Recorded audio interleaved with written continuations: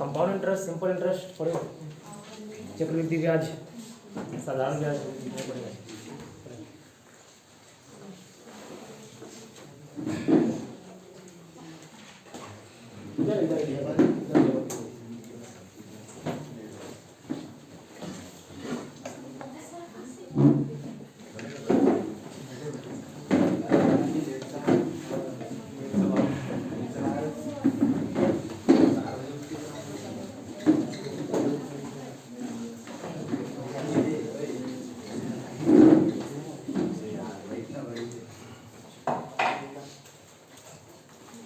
एक कंसेप्ट समझाने का, सिर्फ आधे घंटे क्लास होगा, कोई चैप्टर नहीं पढ़ाऊंगा, एक कंसेप्ट समझाने का प्रयास कर लो, ठीक है।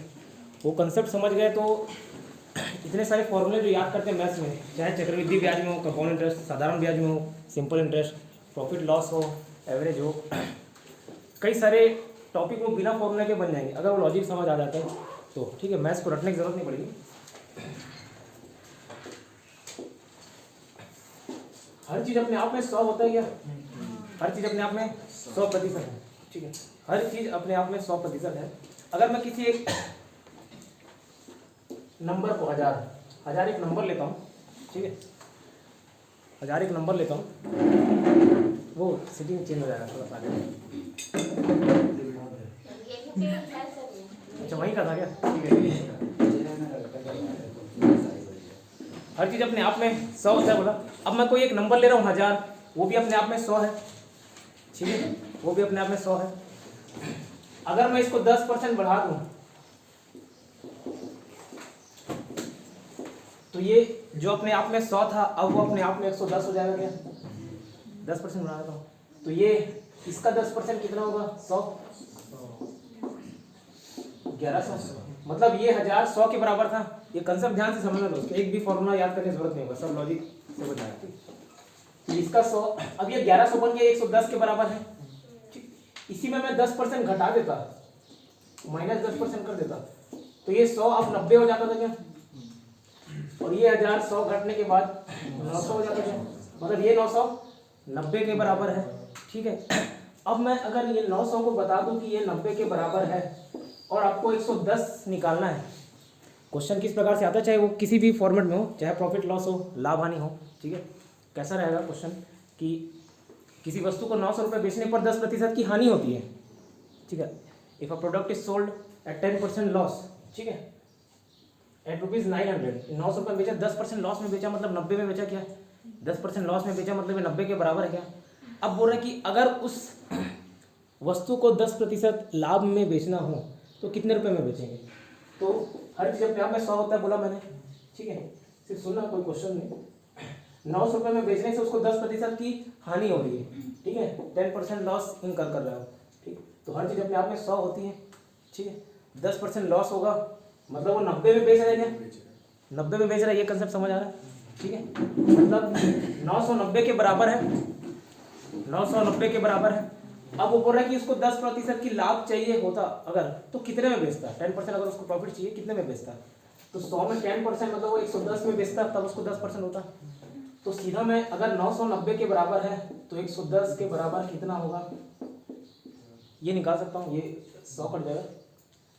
ये कंसेप्ट समझ आया पक्का? कोई नहीं, अभी 3-4 बार, 5 बार, 6 बार, 7 बार, 8 बार, 10 बार रिपीट होगा, ठीक है, यही कंसेप्ट, क्योंकि इसके बेस पे आगे प्रॉफिट लॉस हर चैप्टर बिना फॉर्मूला के बनेगा।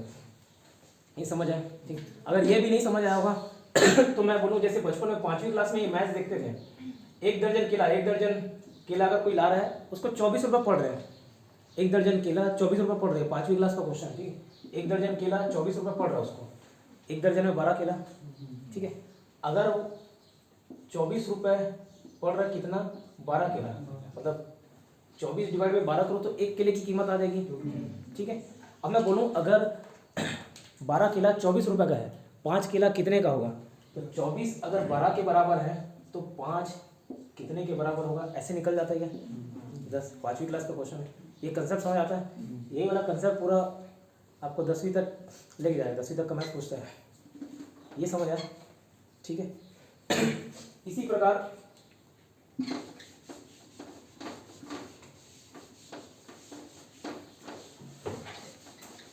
कंपाउंड इंटरेस्ट का क्वेश्चन रहता है, चक्रवृद्धि ब्याज का क्वेश्चन। उसमें फॉर्मूला में क्या देखोगे, P1 plus R upon 100 to the power n something like that, ठीक है, ये सब रहता है। ये सब फॉर्मूला की जरूरत नहीं। चक्रवृद्धि और साधारण ब्याज में अंतर क्या होता है, फिर से बोल रहा हूँ, अभी कोई क्वेश्चन नहीं कर रहा हूँ, सिर्फ एक कंसेप्ट देने का प्रयास कर रहा हूँ। नहीं समझ आएगा तो भी कोई इशू नहीं, जब चैप्टर पढ़ेंगे तो क्लियर हो जाएगा। साधारण ब्याज और चक्रवृद्धि ब्याज, SIN CI, दोनों में डिफरेंस क्या होता है। इसने मान लीजिए मुझसे उधार लिया 10,000 रुपये, मतलब फ्री में तो दूंगा नहीं, 10% ब्याज दूंगा, बोला ठीक है, 1 महीने का 10% ब्याज दूंगा। 10,000 रुपये लिया, अगले महीने मुझे कितना, इसका 10% ब्याज कितना रुपये देगा, 1,000, ठीक है, 1,000 ले लिया, फिर अगले महीने कितना देगा, 1,000। ये होता है सिंपल इंटरेस्ट, साधारण ब्याज। लेकिन मैं बोलूँगा कि भाई ब्याज का भी ब्याज देना मेरे को, ठीक है, ब्याज का भी ब्याज लगेगा, वो होता है चक्रवृद्धि ब्याज। तो यहाँ तो सिंपल इंटरेस्ट में 1,000 1,000 1,000 1,000 जितने महीने तक रखेगा उतने 1,000 लगेगा। कंपाउंड इंटरेस्ट में क्या, ब्याज का ब्याज, ये 10,000 का 1,000 देगा, इस 10,000 का फिर 1,000 देगा, लेकिन अगले महीने इस 1,000 का भी 10% देगा, 100 रुपये। इतना समझ आता है, ये होता है कंपाउंड इंटरेस्ट। अब इसी कंपाउंड इंटरेस्ट में सपोज मैं बोल रहा हूँ कि कोई एक अमाउंट है 20,000 रुपये, उसमें चक्रवृद्धि ब्याज लगता है कितना, 10%। मतलब वो अगले साल 10%, एक साल के लिए 10% लग रहा है, मतलब वो अगले साल 110 के बराबर हो जाएगा क्या, ये अपने आप में 100 के बराबर है ना, 100% के बराबर। अगले साल ये 110% के बराबर हो जाएगा क्या, जो भी रुपया आएगा। फिर अगर उसमें मतलब इसमें 3 कंसेप्ट होते हैं, प्रिंसिपल, अमाउंट, इंटरेस्ट, ठीक है। इसको बोलते हैं मूलधन, इसको बोलते हैं अमाउंट को, ये इंटरेस्ट को ब्याज। तो ये हमारा मूलधन है। अब मूलधन अगर जैसे देखो नॉर्मली अपन निकालते हैं 20,000 का 10% निकालते हैं, 2,000 रुपये आता, तो ये अगले महीने ये मूलधन कितने रुपए का राशि हो जाता है, 12,000 22,000 रुपये हो जाता है, 20,000 22,000। लेकिन मैं इसको ऐसे ना करके सीधा, मेरे को मालूम है कि 10% ब्याज लग रहा है, अपने आप में ये 100 है, अगले साल ये 110% हो जाएगा क्या, नहीं होगा, होगा। तो सीधा मैं इसका अमाउंट ऐसे निकाल सकता हूँ, 20,000 इंटू 110/100। सपोज एक साल के लिए और वही ब्याज में कंटिन्यू कर रहा है, ठीक है, फिर ये जो अमाउंट आया है फिर 110 हो जाएगा क्या अगले बार, ये अपने आप में एक प्रकार से 100 बन गया अगले साल के लिए, फिर 110 के बराबर नेक्स्ट ईयर हो जाएगा क्या, होगा, ठीक है, एंड सो ऑन, जितने साल के लिए लिए रहे, ठीक है। तो ये कंसेप्ट अगर समझ आता है तो आपको ये इससे बच जाओगे, P1 plus R to the power 100/n, ठीक है। कितने सारा फॉर्मूला याद करोगे, नहीं होगा, ठीक है। ये कंसेप्ट समझ आया, नहीं आया तो बता दो, ये बेस है, यहाँ समझ नहीं आएगा तो आगे नहीं समझ आएगा। समझ आए नहीं,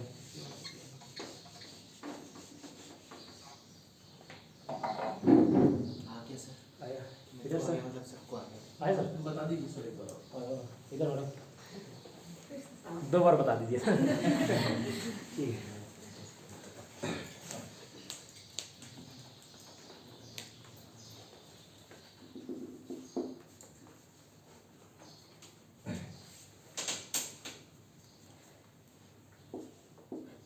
प्रॉफिट एंड लॉस में एक चैप्टर है लाभ और हानि, लाभ और हानि, प्रॉफिट एंड लॉस, ठीक है। फॉर्मूला क्या होता है, cost price plus profit is equal to selling price, क्रय मूल्य लाभ विक्रय, ये होता है, ठीक है। प्रॉफिट परसेंटेज कैसे निकालते हैं, प्रॉफिट कैसे निकालते हैं, अगर परसेंट निकालने बोलूँ या डायरेक्ट प्रॉफिट निकालने बोलूँ, ठीक है, कॉस्ट प्राइस इनटू प्रॉफिट का परसेंटेज, ठीक है, जो भी अगर जैसे x% है तो x/100, तो ये क्या निकल जाता है आपका प्रॉफिट निकल जाता है। ये फॉर्मूला समझ आता है, ठीक है। इसी को मैं बोल रहा हूँ कि ये कोई फॉर्मूला यूज़ करना नहीं पड़ेगा आपको, ठीक है। अगर ये प्रॉफिट के केस में अगर यही लॉस होता तो CP माइनस लॉस, ठीक है। मैं पूरा इतना सारा फॉर्मूला याद रखने की ज़रूरत नहीं, अगर ये कंसेप्ट समझ जाओ समझाने का प्रयास करता हूँ। अगर कोई सामान 500 रुपये का है, उसका लागत मूल्य, क्रय मूल्य, ठीक है, कॉस्ट प्राइस कितना है 500। मैं बोल रहा हूँ उसको 10% अगर लाभ में बेचा जाए तो कितने में बेचेंगे। मैं बोल रहा हूँ 10% लाभ में बेचा जाए तो कितने में बेचेंगे। इसका 10% लाभ कैसे निकालोगे, 500 इंटू 10/100 ये करोगे, 50 रुपये आएगा, ठीक है। अब कितने में बेचा जाए कि 10% लाभ होगा, तो कैसे, cost price plus profit is equal to selling price, ये होता है। तो ये स्टेप करके फिर ये स्टेप करके ये निकालने से बेहतर ऐसा नहीं क्या 500 अपने आप में 100 के बराबर है, अब उसमें 10% लाभ जोड़ देगा तो वो 110% हो जाएगा कि नहीं होगा।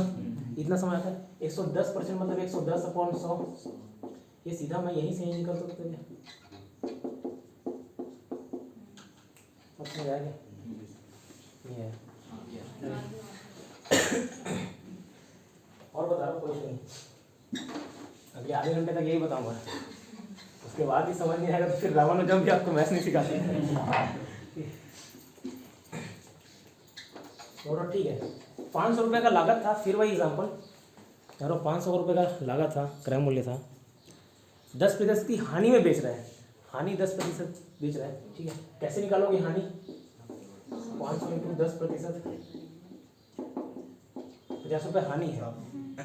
अब वो फॉर्मूला क्या होता है, जब प्रॉफिट हो तो CP plus profit is equal to SP, जब लॉस होता है तो CP minus loss is equal to SP। अब हटाओ ये फॉर्मूला को, मैंने बोला 10% हानि में बेचेगा, मतलब हर चीज़ अपने आप में 100 होता है, फिर बोल रहा हूँ हर चीज़ अपने आप में 100% होता है। 10% हानि में बेचेगा, 10% हानि में बेचेगा तो 90 में बेचेगा क्या, हर चीज़ अपने आप में 100 होता है, जब 10% की हानि में बेचेगा तो 90 में बेचेगा, तो 500 का 90% कितना होगा, 450। कैसे है, 5 9 45 और 1 0, समझ आ रहा है, ठीक है। फिर समझाओ,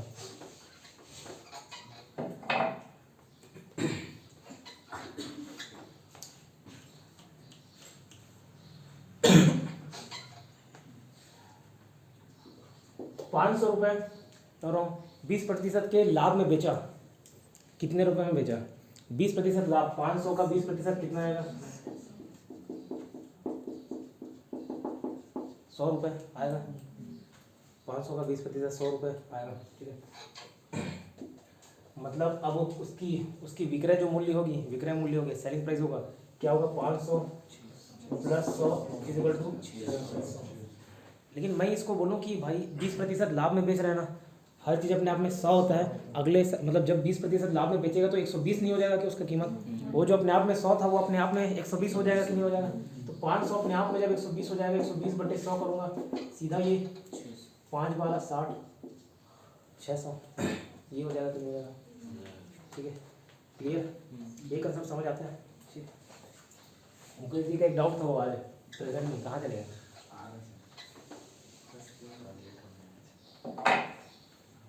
सुबह सुबह ही प्रोग्राम बना लिया गया। ठीक, ये कंसेप्ट समझ आया, ठीक। नहीं आऊँगा तो फिर भी पूछना, आज आधे घंटे पूछ सकते हो, छूट है, कल से नहीं पूछ सकते। 20 वाला बताओ, 20 वाला बताओ ना, 20 वाला हर चीज़ अपने आप में 100 होता है। मैं बोल रहा हूँ इसमें 20% जोड़ दोगे, 20 रुपये जोड़ दोगे तो ये 120 बनेगा कि नहीं बनेगा, ठीक है, बनेगा 120। वैसे ही मैं बोला 500 भी अपने आप में 100% है, इसमें 20 जोड़ दोगे तो 120 बनेगा। डायरेक्ट मैं 120 निकाल रहा हूँ, ना कि 20। ये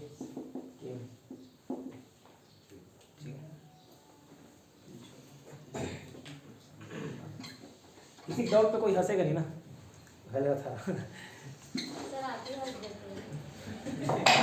मैं चिढ़ाने के नाम से नहीं हंसता।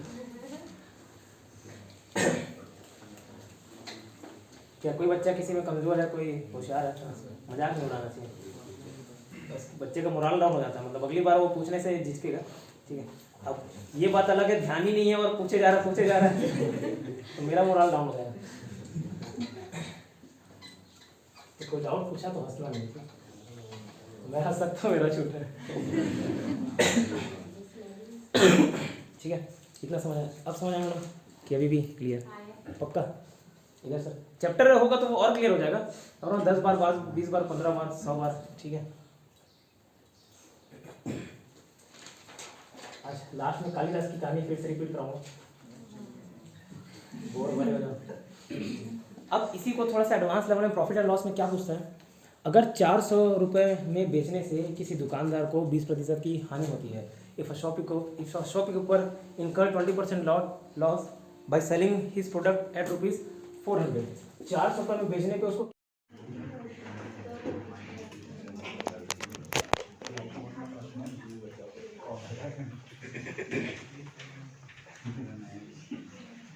ठीक है, मैं बोल रहा हूँ 400 रुपये में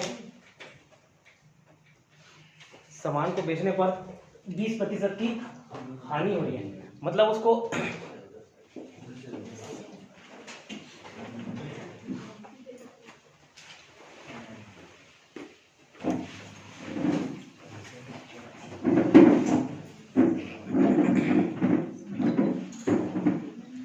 ठीक है, फिर बता रहा हूँ 400 रुपये में बेचने पे उसको 20% की हानि हो रही है, ठीक। उसको अगर 20% के लाभ में बेचना हो तो कितने रुपए में बेचेगा? अब मैंने फिर बोला हर चीज अपने आप में कितना होता है 100। 20% की हानि में बेच दिया, मतलब वो 80 में बेचा होगा क्या? 400 रुपये अगर 80 के बराबर है, केले वाला एग्जांपल दिया था, 12 केला में 24 रुपये है, ठीक है। 24 रुपये में 12 केला मिल रहा है, 5 केला कितने के मिलेगा? 400 अगर 80 के बराबर है तो उसको कितना प्रतिशत लाभ कमाना है? 20 रुपये। 100 में 20 रुपये कमाना है तो 120 में बेचेगा, तब उसको 20% की लाभ होगा कि नहीं होगा? समझ आ रहा है? तो 400 रुपये में बेचने से वो 20% का हानि उठा रहा है, मतलब वो 480 के बराबर है कि नहीं। अब उसको 20% कमाना है तो 120 में बेचेगा क्या?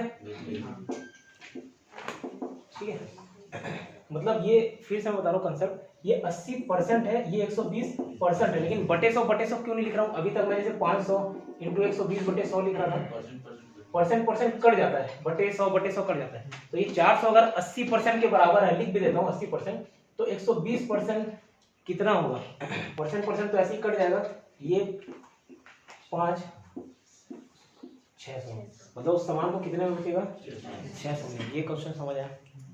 ठीक है, वही हर चीज़ अपने आप में 100 होता है, फिर वो 10% लाभ में बेच रहा है, हानि में बेच रहा है, ठीक है, वो अपने को देखना है। ठीक है, क्लियर ये कंसेप्ट?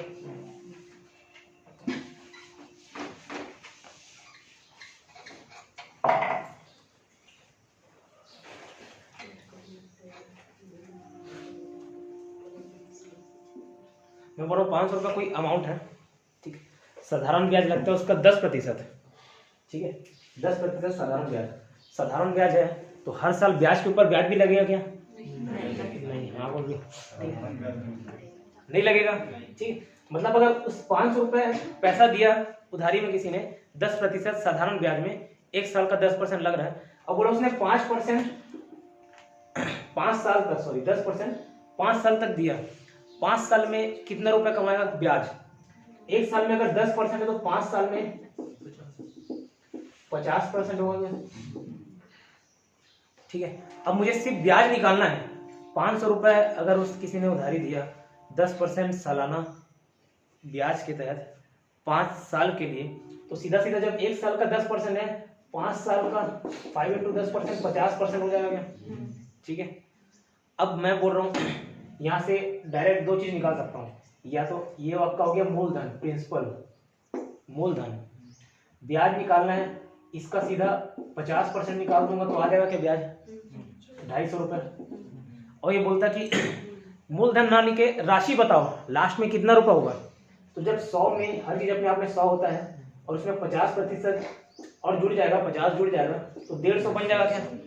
ठीक है, तो जो 500 है वो 5 साल बाद 150% बन जाएगा क्या?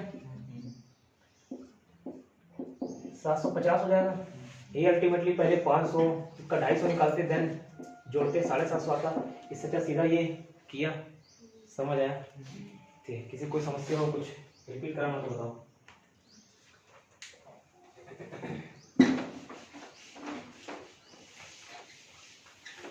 नहीं,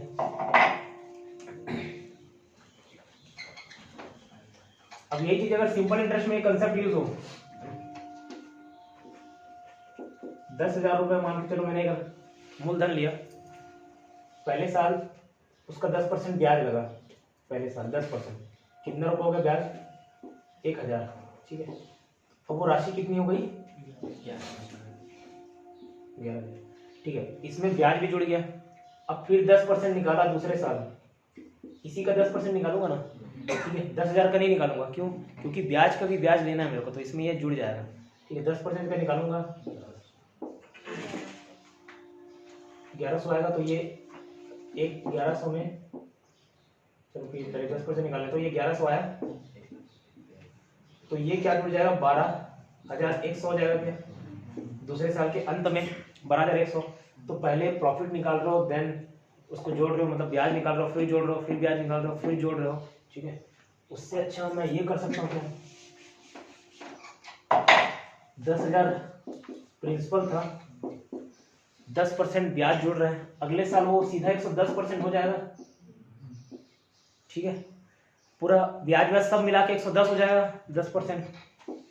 इसके अगले साल मतलब दूसरे साल फिर इसी अमाउंट में 110 निकलेगा, ना कि 10,000 में खाली। ये जो भी अगर 11,000 बन रहा है, अगले साल फिर इसी में निकलेगा।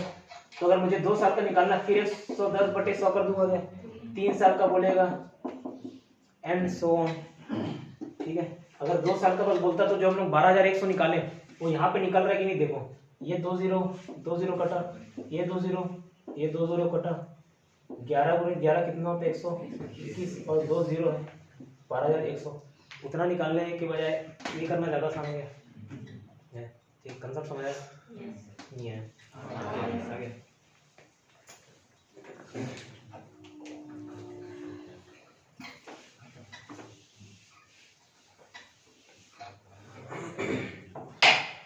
ठीक है, अब हेडिंग डालो प्रॉफिट लॉस, लाभ।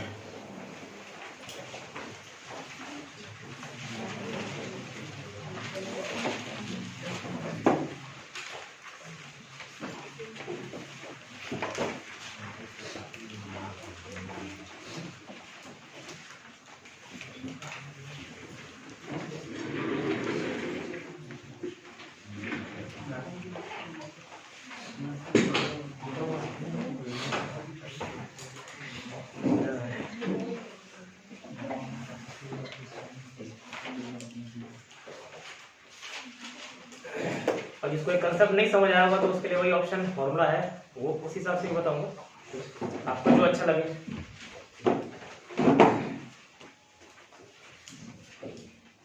मैथ्स में लॉजिक समझ जाओगे तो यार किसी प्रकार का कैसा भी क्वेश्चन बना सकते हो, फॉर्मूला रहे मत रहे, आपको आता हो ना आता हो, तो समझने का प्रयास कीजिएगा। प्रॉफिट एंड लॉस, लाभ और हानि डालेंगे।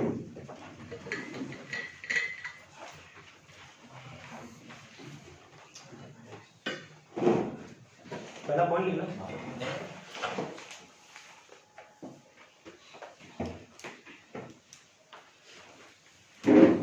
Profit oblique loss, profit oblique loss, एक बार इंग्लिश बता रहा हूँ, एक बार हिंदी बता रहा हूँ। Profit oblique loss is always calculated, profit oblique loss is always calculated on cost price,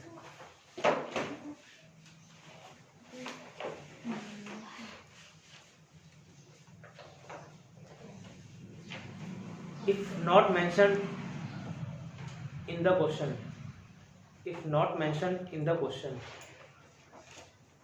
लाभ या हानि, लाभ या हानि हमेशा, लाभ या हानि हमेशा लागत पे निकाला जाता है, लाभ या हानि हमेशा लागत पे निकाला जाता है। अगर प्रश्न में नहीं बताया गया हो तो, प्रश्न में नहीं बताया गया हो तो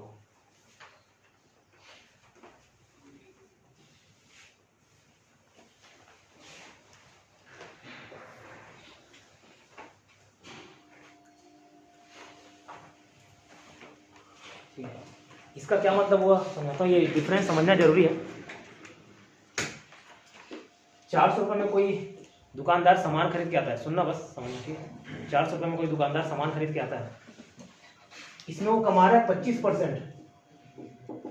इसमें वो कमा रहा है क्या 25%। हम लोग हमेशा क्या 400 में ही निकालते हैं, और 400 में ही निकालोगे, ठीक है।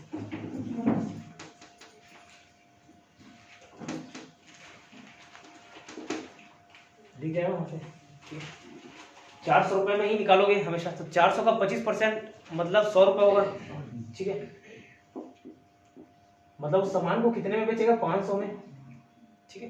लेकिन ये जो 100 रुपये लाभ हुआ, अगर मैं ये सेलिंग प्राइस विक्रय मूल्य पे निकालूं तो ये कितना होता है, परसेंट कैसे निकालते हो, 100/500, जिस पे परसेंट निकालना उसको नीचे रखते हैं, इंटू 100 यही करते हो, तो ये 20% आया।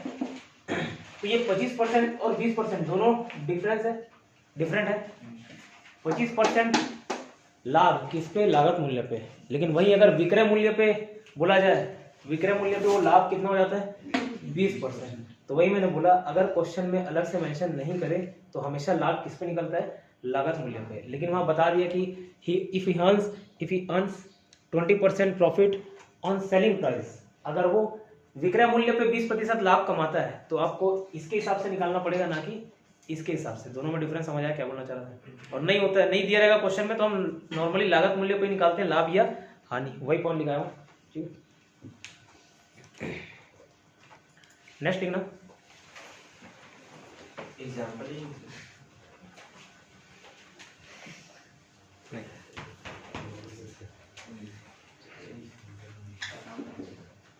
ठीक है। नेक्स्ट पॉइंट लिखना, selling price is equal to विक्रय मूल्य बराबर,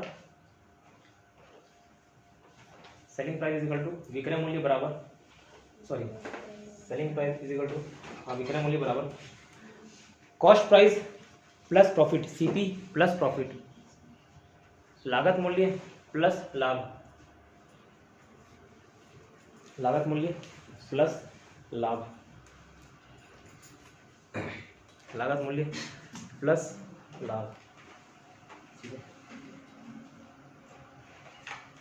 selling price equal to cost price plus profit, या लिखना और, या एसपी मतलब वही selling price is equal to cost price minus loss, cost price minus loss, विक्रय मूल्य बराबर लागत मूल्य या लागत, वो उसको क्रय मूल्य भी बोल सकते हैं, ठीक है, लागत क्रय मूल्य माइनस हानि, ठीक है। इतना समझ आया। अब लाभ प्रतिशत दिया है, ठीक है। अगर मैं बोल रहा हूँ कोई कॉस्ट प्राइस है 500 रुपये, फिर से 500 एग्जाम्पल, कॉस्ट प्राइस है 500 रुपये, इस पे 10% प्रॉफिट निकालना कितना होगा, तो कैसे निकालते हैं, profit percentage upon cost price into 100, ठीक है। प्रॉफिट परसेंटेज कितना है 10%, कॉस्ट प्राइस कितना है 500, सॉरी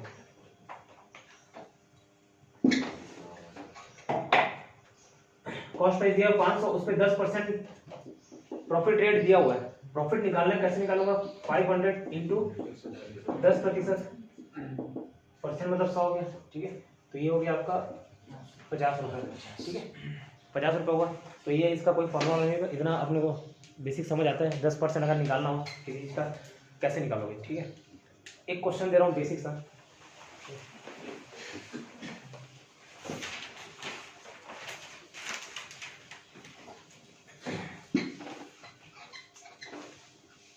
एक बार इंग्लिश में एक बार हिंदी में। अगर छूट जाए बीच में तो बाजू वाले को देखना, मैं क्वेश्चन फ्रेम करते रहता हूँ, आप पूछते हो तो थोड़ा सा डिस्टर्बेंस हो जाता है। एक दुकानदार किसी सामान को 500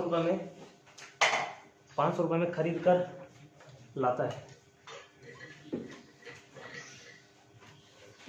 एक दुकानदार किसी सामान को 500 रुपये में खरीद के लाता है। A shopkeeper purchase a good purchase goods at ₹500।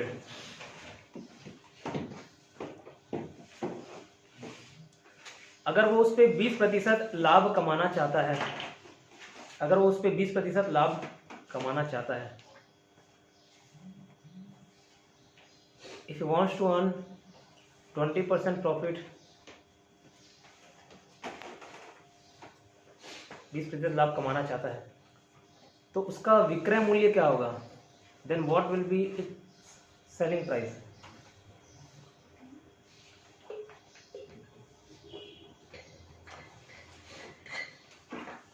What will be selling price? निकाल के देखो। 600 आएगा, ठीक है।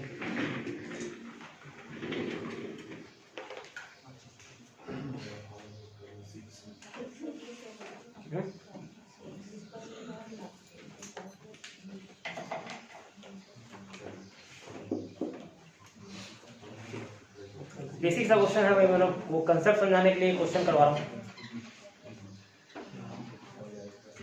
कितने रुपए में लाया था? 500 रुपये में, ठीक है। कितना प्रतिशत लाभ कमाना चाह रहा है? 20%, ठीक है। 20%, ठीक है। ये 20/100 लिख सकता है इसको, अल्टीमेटली कट जाएगा इसको 20%, क्या होगा? 100 रुपये। ये अपना क्या निकला? प्रॉफिट है ना, प्रॉफिट। अब मैं बोल रहा हूँ अगर उसका विक्रय मूल्य क्या है, तो सेलिंग प्राइस हम लोगों ने क्या देखा था? CP प्लस प्रॉफिट, ये देखा था। विक्रय मूल्य बराबर लागत मूल्य या क्रय मूल्य प्लस लाभ, तो सेलिंग प्राइस क्या आ जाएगा? कॉस्ट प्राइस कितना है? 500 प्लस प्रॉफिट 600 आ गया, ठीक है। इसी को मैंने उस तरीके से बताया था, समझना। इधर देखो, 500 रुपये का सामान है, मैंने बोला वो 20 रुपये कमाना चाह रहा है, 20% लाभ कमाना चाह रहा है, 20% कमाना चाह रहा है। ये अपने आप में 100 है। अब वो उसका सेलिंग प्राइस अगर वो 20% कमाना चाह रहा है, तो अपने आप में 120 हो जाएगा, 100 का 120 हो जाएगा। तो मैं डायरेक्ट ये सब ना करके 500 का सीधा 120 कर सकता हूँ क्या? नहीं कर सकता। 600, ठीक है। क्लियर हुआ? इसी प्रकार का एक और क्वेश्चन लिखना। ये जो लिखा रहा हूँ वो पूछा ही जाता है, प्रॉफिट लॉस से क्वेश्चन आया, इसी प्रकार का पूछता है। लिखना question. If a shopkeeper incurred loss of 20%, if a shopkeeper incurred loss of 20% by selling its product at ₹800,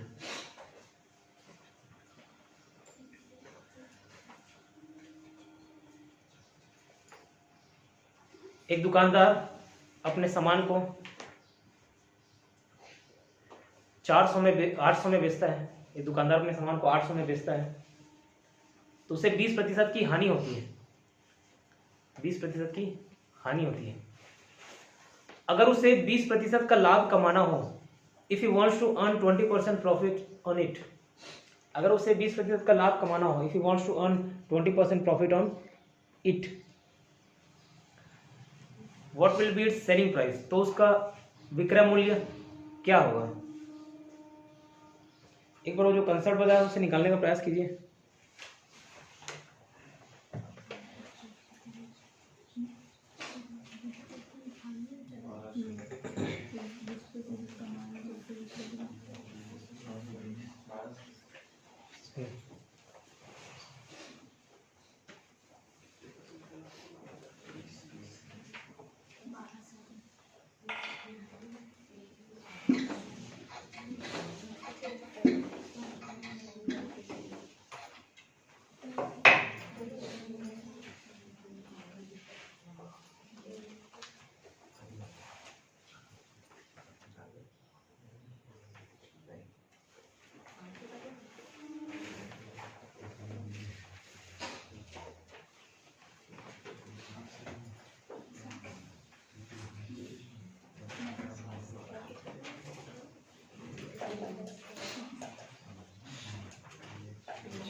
इधर जाता हूँ।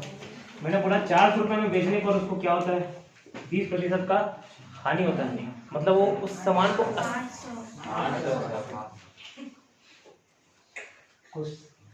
800 में बेचने पर 20% की हानि हो रही है उसको, मतलब वो 80% में बेच रहा होगा क्या।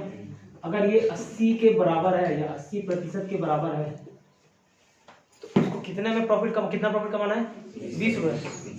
तो 100 में 20 जोड़ोगे 120 आएगा। तो अगर ये 80 के बराबर है तो 120 कितने के बराबर होगा, ये 10 कटेगा, ठीक है, 1200। ठीक, ये कंसेप्ट समझ आ रहा है कि नहीं आ रहा है। अगर इसी को मैं बोलता कि 20% लाभ कमाना चाह रहा है तो 120 लिए, अब मैं वही बोल रहा हूँ कि अगर सीधा 50% लाभ कमाना हो तो कैसे निकालते, 800 अगर 80 के बराबर है 150 1500 में बेचता। इस प्रकार का क्वेश्चन पूछा जाता है। प्रॉफिट एंड लॉस से पूछा तो ये ज़्यादातर संभावना रहती है कि इस प्रकार का क्वेश्चन पूछा जाए। इसको कितना समय बच जाएगा आपका, 15 20 25 सेकंड 30 सेकंड।